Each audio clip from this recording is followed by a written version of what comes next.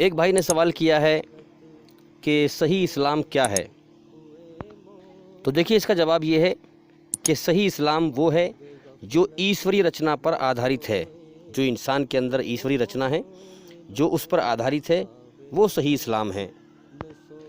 तो अपने मन में डूबकर ईश्वरीय रचना के अंदर खोज करके, अपने मन में डूबकर सही इस्लाम की पहचान कर लो।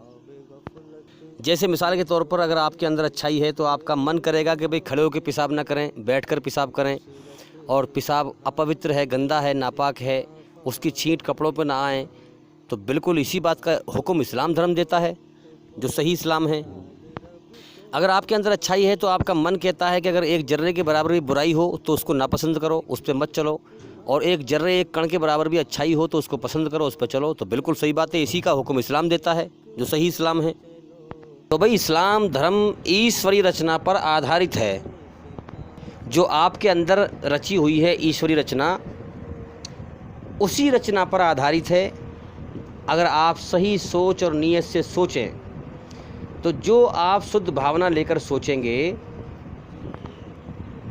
अच्छाई बुराई के बारे में कि क्या अच्छा है क्या बुरा है, उसी का आदेश इस्लाम देता है।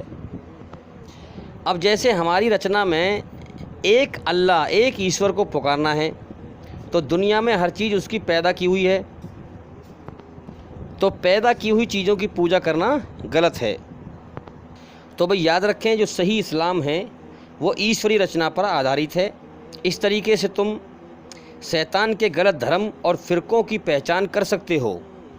तो मेरे भाइयों, इस्लाम धर्म ईश्वरीय रचना पर आधारित है। इसलिए मैं बार बार कहता हूँ कि आप हमारे चैनल के अंदर जा कर के एक एक करके सभी वीडियो देखें और सुनें, और इस्लाम धर्म का ज्ञान हासिल करें, ताकि जल्दी से जल्दी अंधकार से निकलकर रोशनी में आएँ। लेकिन जब मेरे भाइयों कोई इंसान ईश्वरीय रचना के ख़िलाफ़ चलता है, बुराई पर चलता है और जुल्म करता है, सही इंसाफ नहीं करता है, तो अल्लाह ताला उसे सच्चाई से अंधा कर देता है। अब आप देखें, सूरह रहमान में आयत नंबर 25 से लेकर 40 तक पढ़ें आप।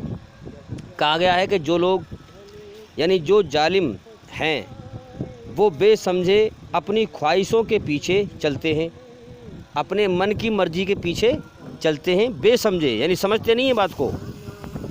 तो अल्लाह ने तो इम्तिहान लिया है, जैसी इंसान नियत करेगा अल्लाह उसके साथ वैसे ही फ़ैसला कर देगा। जो शख्स गुमराह रहना चाहता है, अल्लाह उसको गुमराह ही रखता है। जिसको अल्लाह गुमराह रहने दे,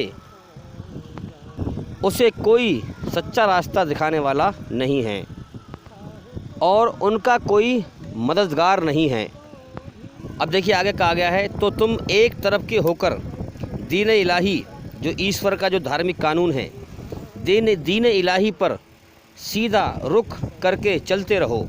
जो सच्चे लोग हैं उनसे कहा जा रहा है, और अल्लाह की रचना पर, जिस पर उसने लोगों को पैदा किया है, जो रचना इंसान के अंदर रची है, इख्तियार किए रहो, उस पर कर्तव्य करते रहो, इख्तियार करे रखो।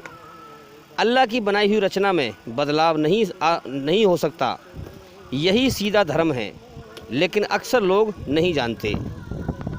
तो मैं उम्मीद करता हूँ कि सवाल का जवाब हो गया, और भी इंशाअल्लाह ज़िंदगी रही तो फिर मुलाकात होगी। अस्सलामु अलैकुम व रहमतुल्लाहि व बरकातुहू।